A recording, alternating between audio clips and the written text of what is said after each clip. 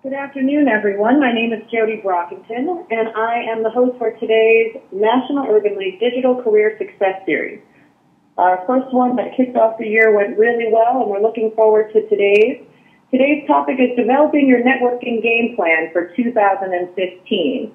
I am known as a master connector and networker myself, but today I'm bringing you another, additional Friends of Jody, an FOJ, Kimberly Ferguson. She is an amazing networker and currently is heading up her own venture on her own. She once worked in-house like many of you are today, probably sitting at your desk at an office, and now she's surged out on her own, and she is an author, an educator, a coach for KFERG training, and a personal friend of mine. I recently sat on a panel with Kimberly at NBC Universal. We were talking about the book that we were both writing and being part of, and her book is Marketing You, Be Strategic. She's going to use part of her book today, I hope, to give you some of the tips and also from her personal experience. She has always been passionate about helping others, and today she's here to help you. So just some housekeeping before Kimberly joins us and comes on the line. One, if you hear a great tip, please share it live on Twitter or Facebook using the hashtag UL for Urban League Success. UL Success. You can also follow some tweets and some chats today on Twitter at Urban League Jobs Network. Also, if you would like to follow Kimberly, she's at KFERG Speaks, and I am at Friends of Jody, Jody with an I. So we hope you will join us today, not only here by putting in your own questions into the question box and comments, but also on social media.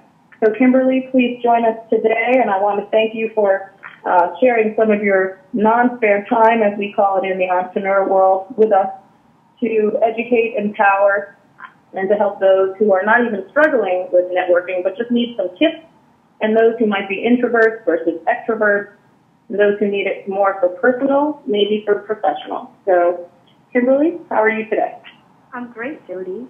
Thank you so much for the introduction. And before I dive into the content, I just want to, you mentioned introvert versus extrovert, so I just wanted to share that I'm also a Myers-Briggs Type Indicator Certified Practitioner. So you'll hear me talking about personality type a bit as we go through developing your networking game plan and how you can apply that as well. So let's get started. First, this is my website, kferg.com. Please visit kferg.com. And again, I'm KFERG Speaks on Twitter. So let's dive head first into jumpstarting your job search. Then we'll move on to leveraging your existing relationships, building and maintaining relationships through networking, maximizing communication, and maintaining your image through personal branding. All of these items will center on goal setting and action planning. So as we go through today's webinar, I encourage you to identify strategies. Pick from the ones that we discussed, techniques that resonate with you, and then start implementing them today. So start thinking about your plan today. And what's today's objective? What do I expect for you to take away? Well, very simple. My expectation is that you'll examine your current approach to identify what's working, identify what's not working, and implement new strategies based on our discussion today. And I expect that you'll be able to use these techniques to manage your professional network starting today. Opportunity dances with those already on the dance floor. This is a quote from H. Jackson Brown, Jr. He's the author of Life's Little Instruction Book.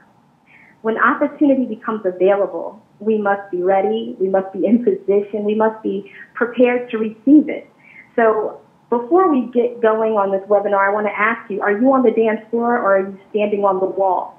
And I hope that you're saying, I'm on the dance floor or I'm on my way to the dance floor, but that you're ready. You're ready to take charge of your job search and your networking strategy. So as we jumpstart our job search, in Marketing You, Be Strategic, I talk quite a bit about accountability. Be accountable. Take responsibility. I focus on that quite a bit. No more blame. So whether we're talking about our job search strategy, our networking strategy, no more blame for where we are in our careers right now, and no more blame for where we are in our job search, for what's happening in our job search. We have to own and manage the process of searching for a job. We have to manage the process of creating our network and maintaining our network. And we need to be proactive, not reactive. So if our current job search strategy is not yielding the results that we were hoping for, we can't put the blame on someone else or anyone else or something else. Instead, what we can do, what we must do, is reevaluate and take action. So what changes need to be made to my strategy to make it a more effective strategy? What do I need to do? So on the screen, I have traditional versus non-traditional. And we often hear folks talk about, well, is your job search a traditional one? Is it a non-traditional one? Searching for jobs and applying for jobs through online searches, job fairs, applications, employment agencies, those are traditional job searches. So I have it listed this way intentionally because we're going to talk about this in depth. It's time to self-assess, though. Before we go into developing your networking plan, the very first thing that we must do is self-assess. So here's the first poll question for you. How often do you perform a self-assessment? If you can take a moment to just answer that poll question again, it's how often do you perform a self-assessment?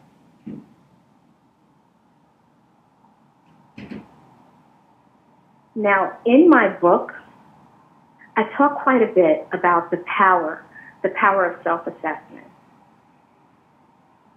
And I explain what self-assessment is. It's the key to your professional development, the idea that before you establish a plan for success, you must be clear about what you want, what value you'll bring. When we talk about self-assessment, we're talking about defining your value, identifying your gifts, your talents, your knowledge, your skills, your abilities. We're talking about all of those pieces when we're talking about self-assessment. So it's just really very important that you take an open and honest look at yourself. And really the idea here is that you take this look at yourself so that you can identify your true strengths, build confidence, and establish relevance. And some folks may say this is elementary, but it's very clear that folks aren't doing a regular self-assessment. They're not regularly taking a look at where they are and where they need to be or where they want to be. So when I say it's time to self-assess, I mean that before you develop your networking strategy, before you begin your job search, make sure that your first step is self-assessment.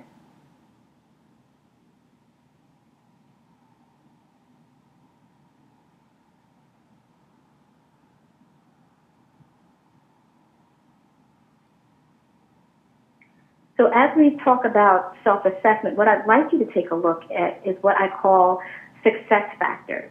And success factors are factors that I've identified in my book, and each person has their own vision of how career success should look, right? So in order to achieve that success, you have to first define what success looks like to you.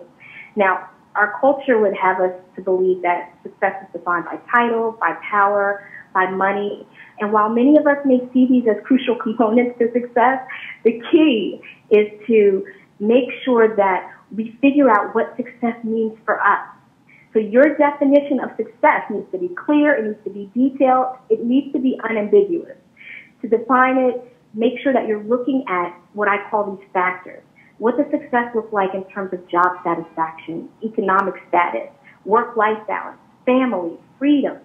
And the reason that I'm suggesting that you do this first is because before you can start to look at your job search and what job you'd like, what employer you'd like to work for, with whom you'd like to network, it's really key for you to be able to say, okay, well, this is how I define success.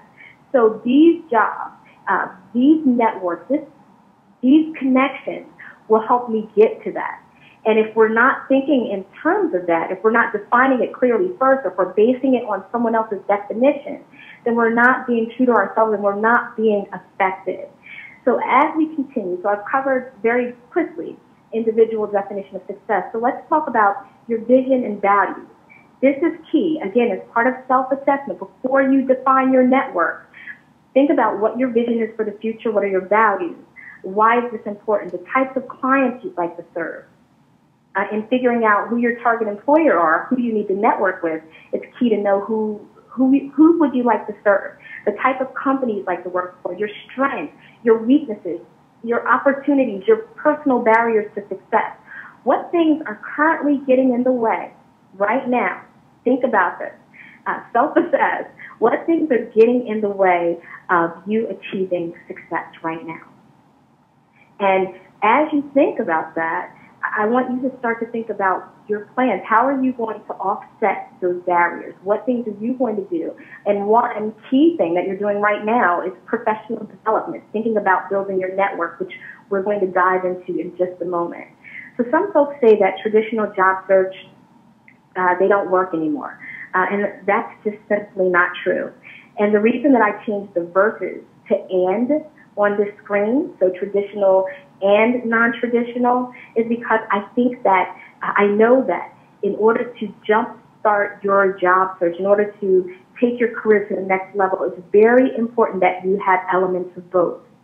And I do agree with the experts who recommend using both traditional and non-traditional approaches. Non-traditional would be networking, cold calling, informational interviews, and there's power. I'm finding that there's a lot of power in this non-traditional approach. Why is it powerful? Well, because it's action-driven. You're not waiting for someone to reply to your application. It puts you in charge. The job seeker is in charge. Accountability. Instead of waiting on the announcement, the posting that a job is available, you cultivate the relationships. You build the relationships. You find the job openings before they're announced to anyone else. And I'll tell you why I'm a big fan of the non-traditional approach. Over the past 17 years, it has worked countless times for me in securing jobs, in securing promotions, in securing clients. So going outside of the box of looking for a job online or looking for a posting online, it's time to kind of tap into that hidden job market, if you will. So in talking about strategy, I want to hear from you again. Here's another poll question. When you are in the market, so when you're searching for a job or an advancement opportunity, what is the primary method that you have used? So again, the poll question is really around what method you have used.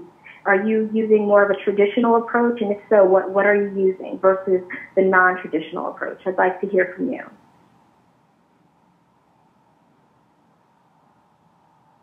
I'll give you just a moment to answer that.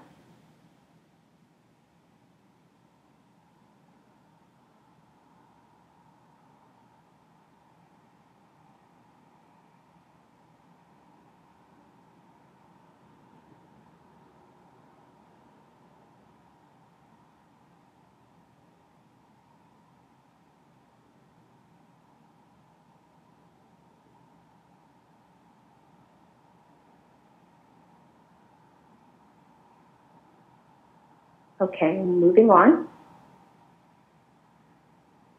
So it's very interesting to see how folks are really, how you're doing your job searching. That non-traditional proactive approach should really be the primary approach that you're using. So remember before I said that a combination of the two is key. It is absolutely key. But your approach, flip your strategy today. If you're using that traditional, and that's the primary way that you look for jobs, start to tap into that non-traditional approach, and we are going to talk about that. So the first thing that I want you to do, though, when we're looking at a proactive job search strategy, is number one, self-assess. We've talked about that enough, I think. Number two, do your homework. Research, research, research. You've self-assessed, you've defined success. Now find companies that meet your criteria. Everything from location to vision to salary.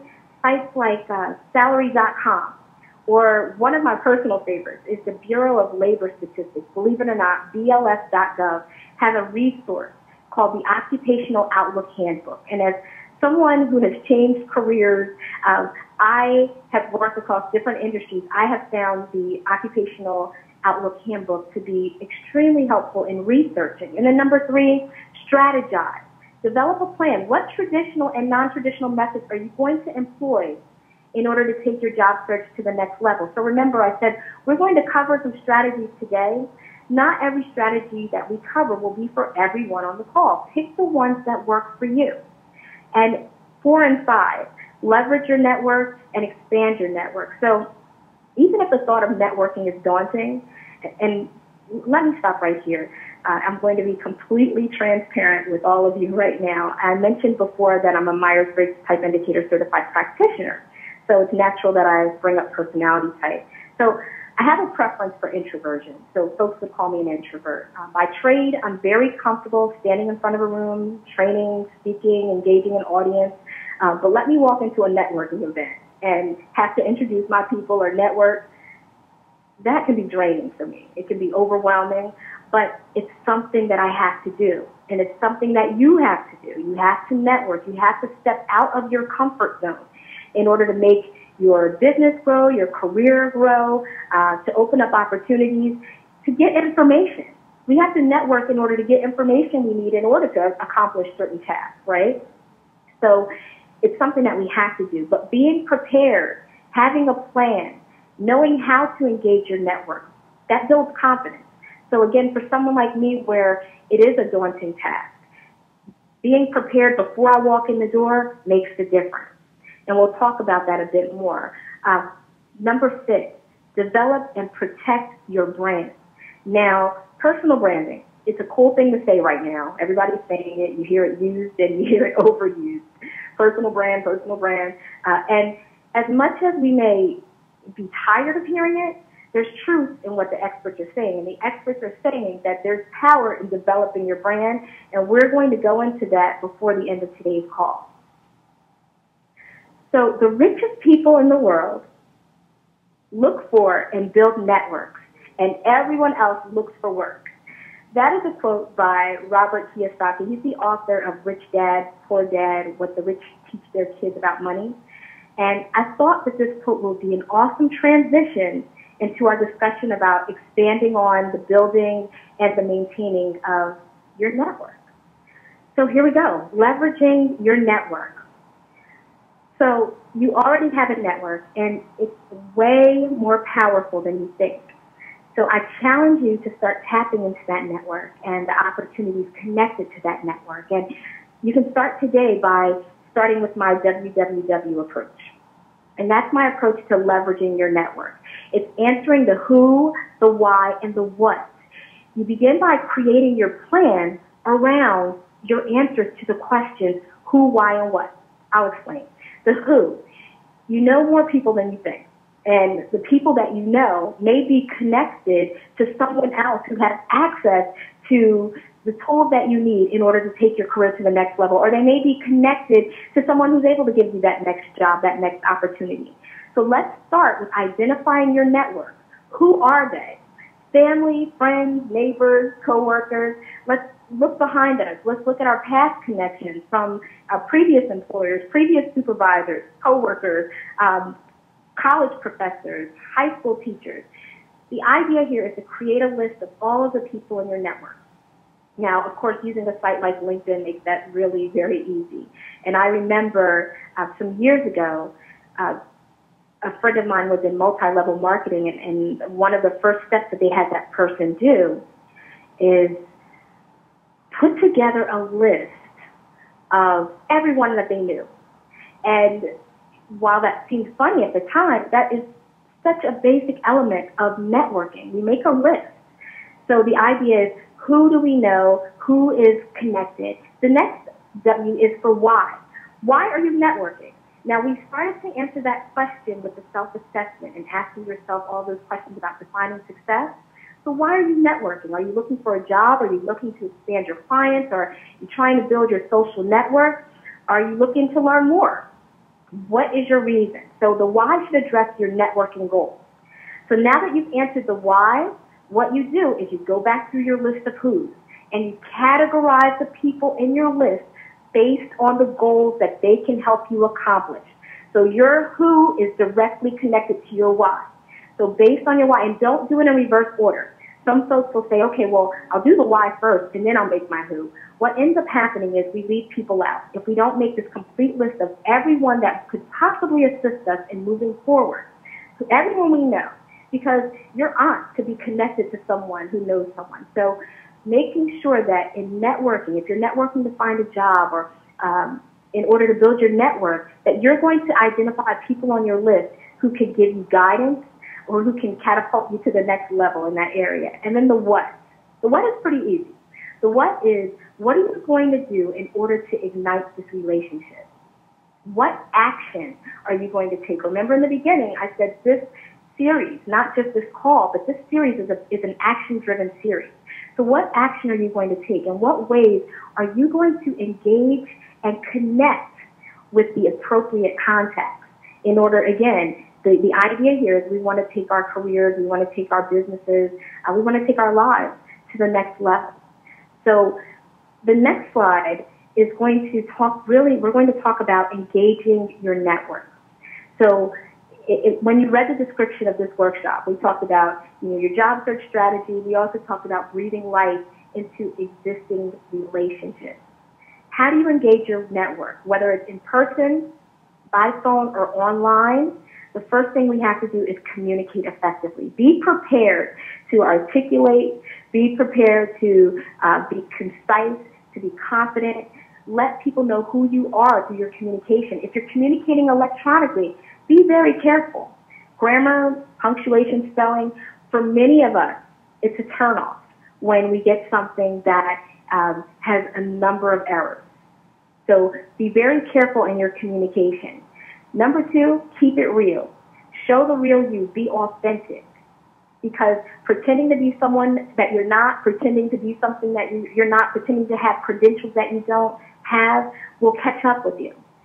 Show respect. Be respectful. If it's an existing relationship, don't just call the person and go into what you need. Take the time to catch up. So don't just call and say, hey, I haven't talked to you in 12 years, but I see you're doing well. Can you help me out? Instead, what I want you to try to do is spend a few minutes really being authentically interested and listening. That's part of communicating effectively. Listen to what is being said. Now, on the flip side, for new relationships, be considerate of one's time. So if you contact someone, just make sure you're considerate, you're concise, you get to the point. The next one, develop allies. Ask for advice, not for a job, at least not initially. So we never want to contact someone and make them feel pressured or uncomfortable. So this part about developing allies really is focused on you paying attention to the cues that folks give you. So if a person seems like they're able to assist you and go above and beyond, certainly take advantage of that. But if you're picking up on some cues that maybe you should start off slow, start off slow. Build your dream team. So be strategic in your networking. Connect with target groups. So I have enjoyed networking here. This is where I want you to start thinking about building that dream team. Who are the people that you need to surround yourself with? And who are the people that can help to take you to the next level, but you can also help. So folks with similar interests, folks with impressive goals, impressive achievements. Who can you help, and that person can in turn help you. So think about building your dream team, and in enjoying networking, the idea really is to build long-lasting, mutually beneficial relationships. Mutually beneficial. I could say that 10 more times. What value are you bringing to this networking relationship? And how can you help them? Again, how can they help you? I read an article recently on hit-and-run networks. Those are people that connect, they get what they want, and they disappear. So until they need something else again, and then they're contacting you again. So look at every new meeting as an opportunity. Don't be afraid to ask for advice. And really think about your references. So people that you use right now as references, think about them as being really crucial to your network. So we talked about your existing relationship, and to piggyback on that, I wanted to cover maximizing communication. Now, this can be applied to your existing relationships, but it can also be applied to folks that you're just meeting. The idea here is that your communication should embrace much more than just talking, much more than just listening and speaking. It's everything. It's your body language. It's your dress. I have here emotional IQ. That's another phrase that's overused, I find these days. But it's really the idea, but I had to put it here because it does fit. It's your emotional maturity in dealing with other adults. So think about the message that you're sending, and we'll talk about personal branding in a moment, but think about the message that you send when you communicate with others. Someone's always watching.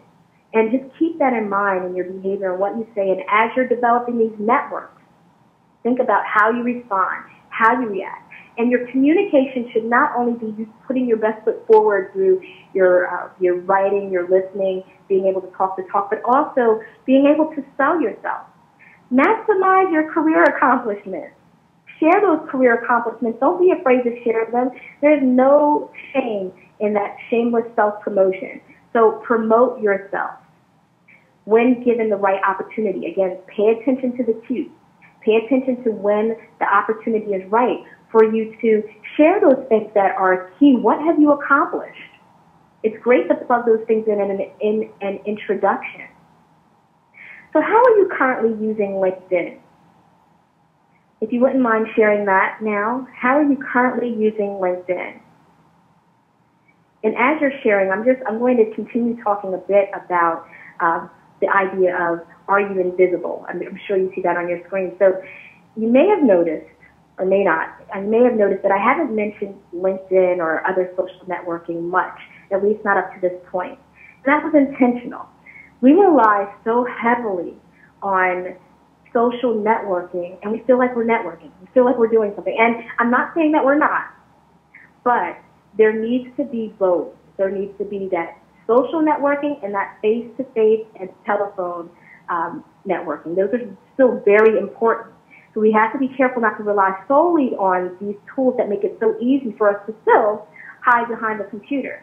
So I often recommend to my trainees, I recommend to clients, even friends who ask for advice, a blended strategy. And when I'm talking about a blended strategy, don't just stick to LinkedIn. Use LinkedIn, use Twitter, use Facebook, use all of them yes, I did say Facebook, because you can use Facebook and target the folks that you need to reach, even folks within your network, to stay connected. I do that. Even though I use it for some personal use as well, I make sure that the image, that what I do on there is consistent with my brand. So when I ask, are you invisible? The idea is, are you standing out? How are you standing out? It's one thing to use social networking. It's another thing to be able to stand out. So they allow you to reach people, right, through LinkedIn, Twitter, Facebook, and Instagram. I can name them all. They allow you to reach people that you might not have easily reached before, and then they allow you to stay connected with ease. But as part of your strategy, you must maintain the balance. You have to stand up and stand out. Well, how do you do that? Number one, blog. Use those networking sites and blog. Write articles. I'll tell you, on LinkedIn, I wrote an article. It was one of the first articles that I posted there, and got an incredible following from that one article. So send industry-relevant articles, too. That's a great one. And you don't have to use social networking to do that. You can just send out articles via email, but send those to people that you're trying to develop a relationship with.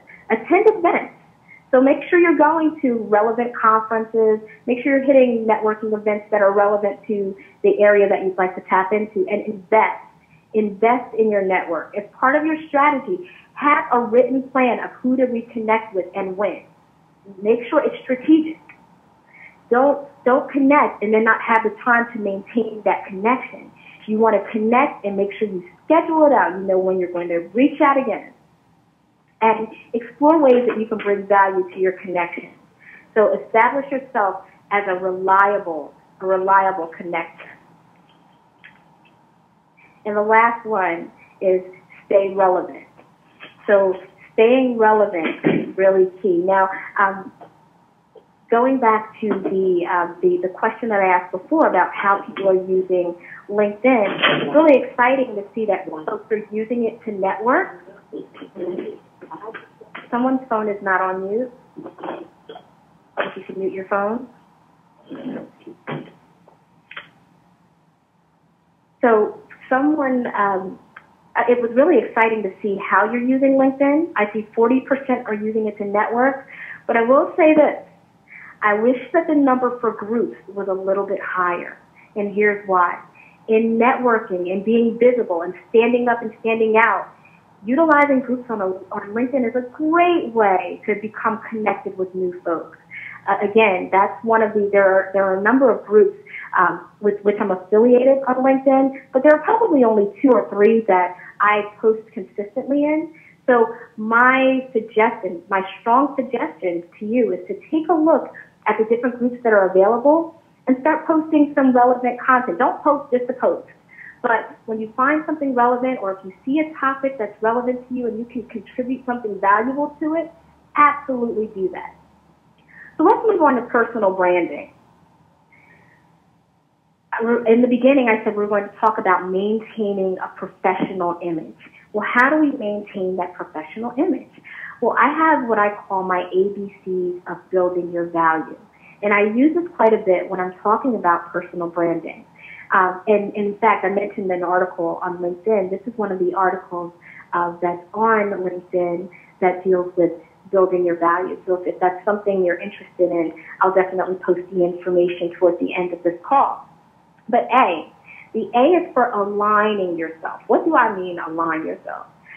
Well, alignment, what I call alignment, is very important. And what I mean by this, and here's how it would work. You would take a look at your goals. Make sure that your personal business achievement goals, so those things that you want to achieve personally in your life, but geared towards your career, are in direct alignment with the goals of the organization with which you would like to work, or with the organization with which you're currently working. If they're not in alignment, figure out why and correct it. If it can't be corrected, if you see an organization, you've applied for a job, and you realize that your goal is really where you want to go in your career isn't necessarily where you can go with that particular organization, you need to have a conversation. Now, I had one client who did this exercise and realized that the reason that she had been so incredibly miserable was that she was working against the goals of her team. She wasn't doing it intentionally. It was just that her goals weren't aligned with the goals of her team. So once she realized that, it made a difference in her approach. But imagine what the perception of her was in the fact that she was working against the team and she wasn't doing it intentionally. She just had different goals. So I'm strongly suggesting that you take a look at alignment right now, because imagine the damage that you can do to your brand unintentionally if you're working against the goals of the organization with which you're employed. So again, make sure that we're taking action in this area. The next one, we've talked quite a bit about building your network as it relates at least to your existing connections. So build your network. The tip that I'll give you about this is actually from my book, Marketing You Be Strategic. Strategic is an acronym in the book. It's an acronym for the characteristics that a career development plan should encompass. But what I'm going to share with you right now is the R from strategic, and that's resourceful, full of resources. Be aware of your resources and tap into your resources. I'm not just talking about finances when I'm saying resources. I'm talking about people. Who are your resources? We talked about LinkedIn, but I'm going to go back to that just for a moment because of the model. I'm talking about the model. The model is perfect. It's beautiful to me because your network isn't just the folks that you know. So if you look at LinkedIn as a visual, it's not just the people that you know on LinkedIn that are part of your network. It's the folks that they know. So if you post an article and someone in your network comments on it, then people in their network sees it. So there's levels. And the reason that I'm bringing that up to you is because the people with whom you are connected may be connected to people of power and influence that you can have access to. just by virtue of being connected to that first level person in your network. So build. Ask for introductions on and offline. So not just on LinkedIn. Ask for those in-person introductions, those telephone calls. Ask for that and build your network. The C. The C is for create your brand. And we've talked about branding, personal branding, just a bit, but I want to continue on with the discussion. So when I'm talking about, I keep saying personal branding, what is it? What is personal branding? Well, personal branding is what makes you uniquely you. Okay, it's the value that you're consistently bringing. And you notice I said consistent. It's value that you're consistently bringing. It's the message that you're consistently sending. So I often tell my training participants, my clients, go beyond your plan. So I expect everyone to have a plan for what they want to do, a plan for what their brand should look like, a plan for their networking. So go beyond that and become the brand that you want to, the message that you want to send, you want to become that brand. So how do you do that? Number one, very easily. Deliver consistent, here's that word again, consistent. Deliver consistent messages across all platforms. That means whether you're online or in person, whether it's your resume, whether it's Facebook, you need to be consistent with your messaging. Communicate your brand through networking. So make sure folks are sharing what you're doing. Make sure that you're asking people to share what you're doing. Share who you are. Create a powerful resume and cover letter. Now, I know that there's already been a training or a webinar on resume building, or perhaps there's one to come, but the idea here, I won't stay here, but make sure that it's powerful and make sure that it's consistent with the position for which you are looking to apply. So the idea here is that you will be tweaking it. You will be tweaking that message, but make sure that that resume is consistent with the brand, consistent with what's online about you. Manage your brand, and then finally showcase your brand. Showcase your accomplishments. I said before, there's nothing wrong with some shameless self-promotion, but how can you showcase your accomplishments? Through social media, through your network, through your website, through your blog, through letters of recommendation. There's so much here. So we talked about planning just a bit, so I want to go into it a little bit more, just the idea, and many of you are very, very much familiar with SMART goal setting. But in a conversation like this, it would be poor for me not to mention SMART goals. So first of all, let's start here. There's power in writing your goals. Write your vision, make your vision plain. There have been studies that have shown that there's value in writing goals, and I'm not referencing the rumored studies. There are some studies, or there's a rumored study about Harvard and Yale. If you go on Snopes, you'll find that was shown not to be true, but there's real research around these studies. And one website on which you can find such research is the Michigan University of California. Their website, they have some real research on the idea that there's power in writing your goals. Now, once we get beyond that, because I often get pushback from people that say, I can remember my goals, and perhaps you can, but certainly not every strategy is for everyone. But if you're looking to change behavior, and if you're looking to see results, and what you're currently doing is not yielding the results that you'd like to see, then I suggest that you look to try something different. And it may be trying writing your goals. Try to write them for 21 days. And write those goals, follow those goals. And what is a SMART goal? It's a goal that's specific. So being very clear about the terms of the goal. And let me say, SMART is just in this order because that's the way the word spells. These are just characteristics that your goal should have. So it should be specific. The outcome should be measurable. How do I know that I've achieved my goal with networking? Whatever that goal is, how do I know that I've achieved it? That's the measurable piece. Attainable. This is what often folks refer to as being realistic. Can you really attain the goals that you'd like to attain? If you want to increase your network, is it realistic? Do you have the time to invest? Because it takes time to build your network. And relevant. Are your goals relevant to your overall definition of success? Here I go back to those success factors all the time. How is your goal relevant to your definition of success? And finally, a very, very important one is time bound. Make sure that you put a time on your goal. Perfect example is many of us say, oh, I'm going to lose weight. I'm going to lose weight next year. Well, not putting a time on it really keeps, in many cases, doesn't really hold us to achieving that goal. So make sure that we're doing that. So before Q&A, I just want to recap what we discussed today. So we talked about jump-starting your job search strategy. We talked about building relationships. How can you build relationships? How can you expand on those relationships? How can you leverage existing relationships and breathe life into those relationships? We talked about maximizing communication.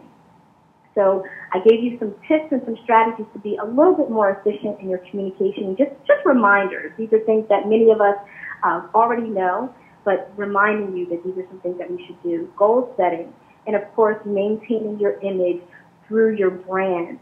And that middle piece there that is missing is that action plan, your next steps. What are your next steps going to be? Well, number one, your next step after today's call, I strongly encourage you to write down some things that you're going to do today to take your career to the next level based on some of the things that we talked about today. The next thing that I'm going to do, I'm going to plug, is my Marketing You network. If you go to kferg.com, you can sign up for, if you scroll to the bottom of my page, you can sign up for the Marketing You network. The Marketing You network gives you access to some free content. We just had a free webinar back in December. And also a free series that I just launched called My Career Matters. And My is for Marketing You, Career Matters. And what folks have done is they've sent me questions, video questions, and I've responded to them in video. So that's rolling out within, actually, the first one within the next couple of days, so that's really exciting. And then I'm also going to tell you about my Strategic Minds series. So if you're interested in learning more about being a part of a 6-week series, please email me at strategic@kfergspeaks.com. And one last plug, you can purchase my book, Marketing You, Be Strategic. It is available on Amazon. It's also available on other online sites like Barnes & Noble and some brick-and-mortar locations. But if you purchase it from kfergs.com, you can use the coupon code that I have listed here to get a nice discounted rate on the book. Also follow me. I'm KFerg Speaks on Twitter, Facebook, LinkedIn, and Blogspot. Jody, do we have some questions?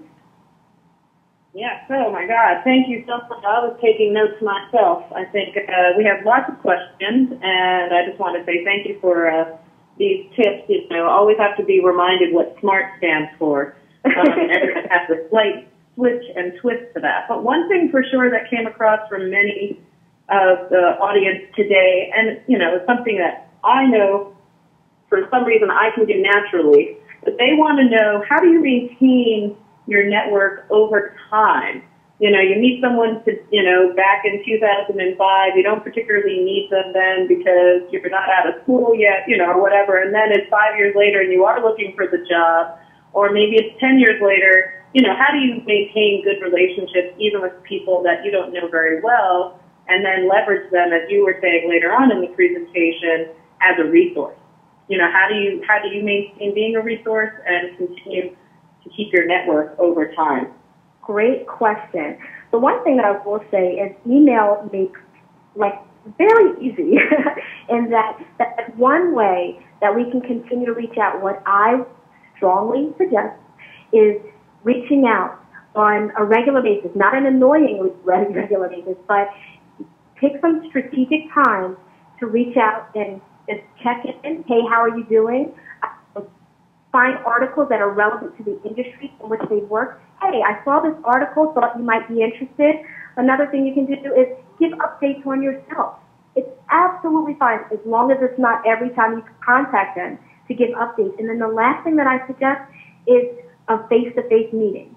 So even if it's a once a year thing, but staying fresh in their minds. But the really important thing is, if you find articles, if you find relevant that can help them, So it looks like, and I don't want to make it seem like it's not authentic, but you want to show the value that you can bring in this relationship as well as the value that they're bringing to you. So by sending articles, sending resources, sending conference information. Oh, you see a conference that's relevant to the industry. Hey, I saw this. Or in my case, and I've been doing this, there's a professor that I connected with in 2006.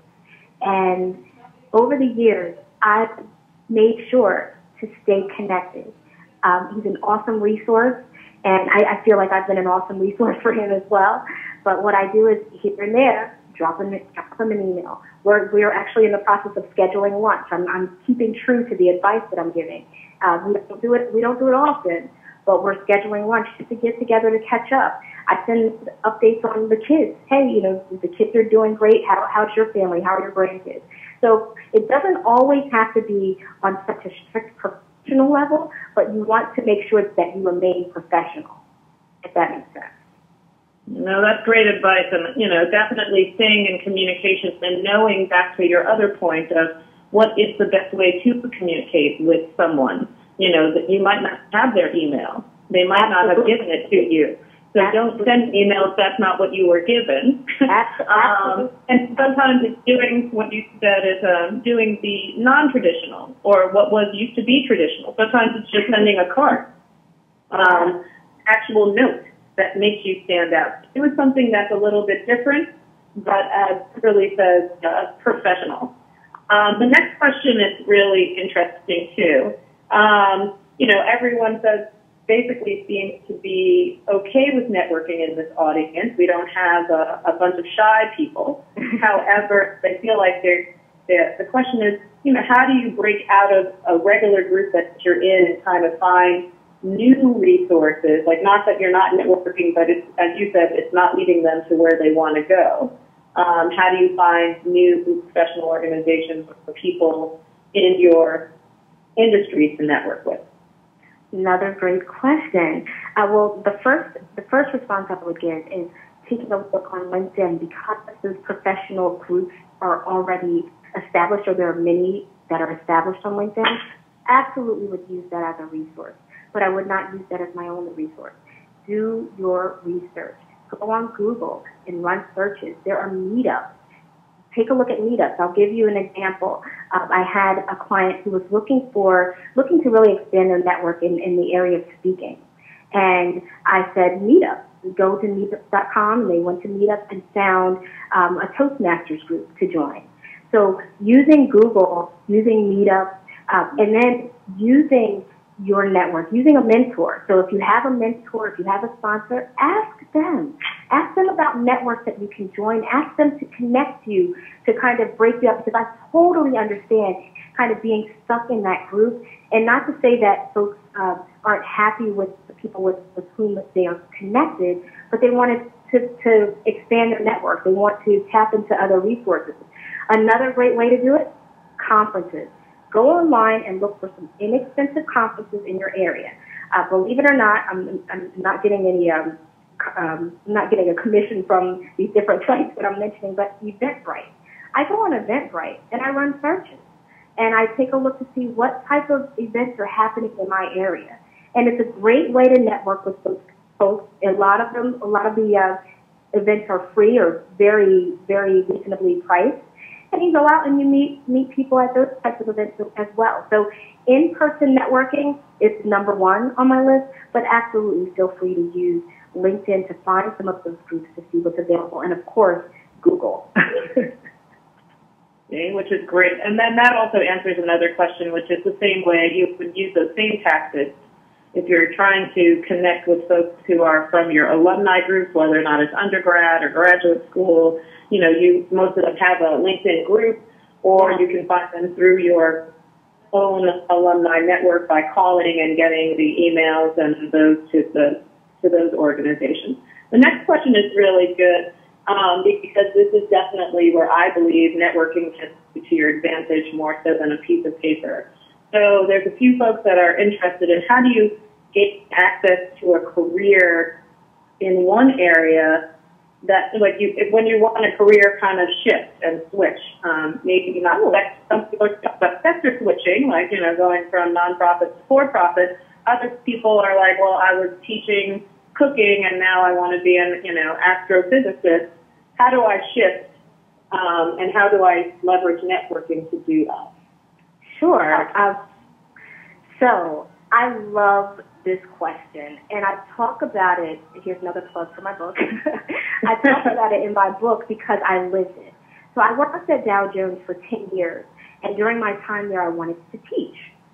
So, and when I say I wanted to teach, it was really from the beginning, but, I was moving up and doing well, and the money was getting good, and I didn't want to change careers. But I finally, I reached that point where I said, I need to be in education, I need to be in training. And what I did in order to do that was multifold. Number one, and back at this time we weren't saying personal branding, at least I wasn't, but I had to shift my brand. I had to make a change from being seen as a business person or just a business person to being seen as an educator. So what I did, the first thing that I did was I tweaked my resume. I changed my resume from being a chronological resume. I made it a functional resume so that it focused on my skill set as opposed to my experience, the roles that I had. So I think this is an important tip because there are folks that are on the call that may be trying to switch from, as we said, might be trying to switch careers entirely, or maybe just trying to switch sectors. Either way, switching to a chronological to a functional, or the combination, which is my personal favorite. I include the roles and I include the skills. So people see that there haven't been huge gaps in my employment. I'm not trying to hide anything, but that I'm trying to focus on the skill set that I have. Another thing that I do, or another thing that I would suggest for someone trying to make such a transition is just like the advice I gave before. Become associated with groups that are in that area, in that field. So again, that may mean that you're starting off by educating yourself on LinkedIn, by joining a group that is, let's say you have someone like me that was in corporate and wanted to move into education. They may join some education-based groups on LinkedIn. And then moving from there, finding networking groups that are affiliated with that particular field. And finally, believe it or not, I'm going to say this, career fairs that are associated with that particular career. The reason that I suggest this is because valuable advice can be given at those types of events. If you go to an event that is outside of the area in which you have the experience, or outside of the area in which you're currently working, there are generally some great resources there, and some folks that may just look at your resume and give you some pointers on how to tweak it so that you can better market yourself. Well, the next question is really, the kicker, I think, of most networking is, how do you make it really valuable? How do you move from the small talk, I met you at a conference or even at the beach or who knows, at an event? Mm-hmm. And how do you turn the small talk into a genuine relationship that's, then a true resource? How do you go from almost barely knowing someone to really making sure that you're part of their network and they're part of yours? Okay. Well, how do we do that when we make relationships, when we meet friends? How do we build relationships? It's time invested. So we have to invest the time to get to know them. So many times we think, okay, I made this connection, now this person's going to help me. We need to be able to demonstrate our value. We need to be able to show what we bring to the table, just like any relationship. Now, we're looking for the microwave version because we're looking to get there quickly. So in order to do that a little bit more quickly than maybe we would do in a standard relationship, again, showing the value that you bring. What can you do for that person? How can you connect with that person? And this is a good one. If that person is speaking at events or if they're doing something that is showcasing their skills, get there. Be there. Another thing that you will do is show interest in what they are doing. People love to talk about themselves. So ask them about themselves. It's a quick way to establish rapport with someone. Learn more about that person, and then use that information. You can very quickly and very easily learn about people online. So find articles about that person, if they're referenced in any, and really tap into that as well. Be able to speak to that. Be able to speak knowledgeably about the industry in which that person is in. So we want to make sure that we're able to have these conversations. We want to make sure that we're able to build relationships. But the key here, I think the very important thing to remember is that it doesn't happen overnight, as much as we'd like it to. Now, a way to strengthen that is if you're connected to someone that they're also connected to, get that other person to vouch for you. Get that other person that's networking. Get that person to say, hey, you know what? Kim is really great at A, B, and C. Invite them to an event that you're hosting. Make sure that you are showing them the value that you bring, that you're not just asking for something. Never go into that relationship just asking, give me, give me, give me. You want to show the value that you bring. We have one last question, and then I'll be wrapping it up. And, of course, let you leave them with last words of advice. But there's a reason, for those who are recent graduates, they're always told to create a personal brand, create a personal website. What are the first steps for someone who's, new to the game? Mm-hmm. And even new to that doesn't mean they have to be young and millennial. They can be new to the, branding game. Sure. How do they start some with personal branding? Okay. Well, I'm going back to something we talked about before. It's that self-assessment piece. And it's the idea of taking a look at yourself. Where are you right now? Where would you like to be? What message would you like to send? What is the message that you want to send? And the idea is to build the brand around that, to build, and when I say build your brand, I mean your resume, your profile should be sending the same message. If what I want to do is to work in higher education, there should be a very clear message that should be very clear and very distinct in all of my messaging. So to answer your question, how do you get started? It starts with you. It starts with that goal setting. It starts with that self-assessment. It starts with defining where it is you'd like to be. So where are you now? Where would you like to be? And what stands in the gap? Figuring that out helps me to define what message I need to send. I don't want to send a message that I'm where I'm not, but I do want to send a message that I have the ability to get there. So the key here is making sure, and then when you talk about developing a website and all of those pieces, it all goes back to having that consistent messaging. And if you're not good in that area, if you're not, there are so many tools out there that where you can build these things yourself. Google Plus, again, here I go plugging Google, but it's a great way to get your name and your information in search engines quickly and easily. So if you want to control that brand, and the other piece is Facebook. Be careful what you're putting out there. And it goes for any site. Twitter, it goes for any site. If you want to create a brand, you have to think about the message that you're sending across every single platform. What's coming out of your mouth? What are you wearing? What are you putting online? All of those pieces need to come together and be consistent. And then this is the final, because I said one more. What do you do when you believe you're doing your best networking possible? Because this came through about 4 different of the audience in a different way, so I'm summing it up. When you hit some roadblocks with your networking, when there's some people who are difficult to engage with, but you know that there's clearly some value there, or you could just think that there's a catch me out. How do you kind of, still work with them, or, what's your advice? Another great question. The answer is to plan. So what I like to tell folks to do is plan for your obstacles. If someone's pushing back, why are they pushing back? Is there something about your background that's causing them to push back? So it's not a matter of looking at the person and say, hey, they don't want to talk to me. They don't want to engage me. Instead, look at it as, how do I get around obstacle? What can I do in my planning so that the next interaction that I have with them, I can address whatever their concern is. I can make sure that I speak to it without, maybe you don't point it out, but you speak to it and provide evidence to the contrary of whatever their belief may be. So, and sometimes we can't get to the root of it. Sometimes someone is just difficult. Sometimes you just have to wear them down. So just being consistent, if that's something someone wants to connect with, continue to use strategies like the ones we talked about today. So the reaching out, paying attention to cues.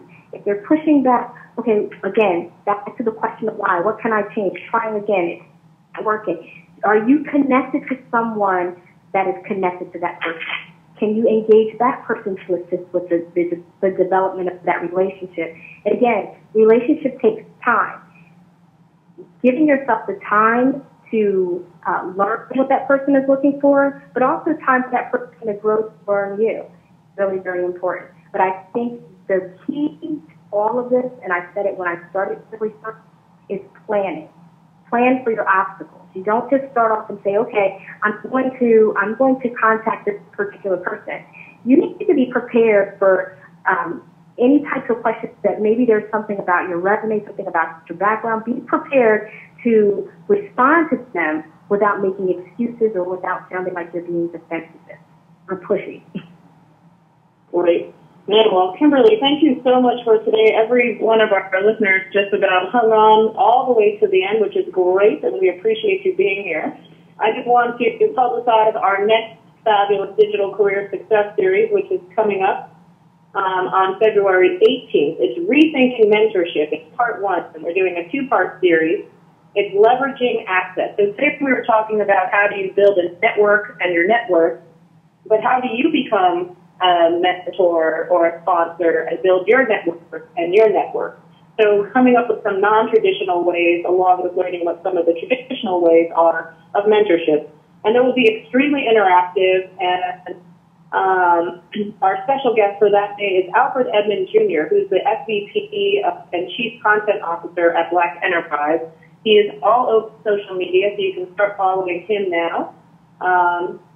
And following us, because we will be putting out information from him and Bert Jervis, who is our mentor guy, who will be hosting and giving you the tips. So look forward to hearing you guys and your questions on February 18th. We look forward to seeing you again, and hopefully you guys will also post and upload your resumes today to the Urban League Job Network. Our audience and our sponsors and all of the jobs we have there are looking for people just like you, and are coming directly to us through this network. So please upload your resume and continue to follow #UrbanLeagueUL Success. Look forward to speaking with you soon and hearing you once again. Bye-bye.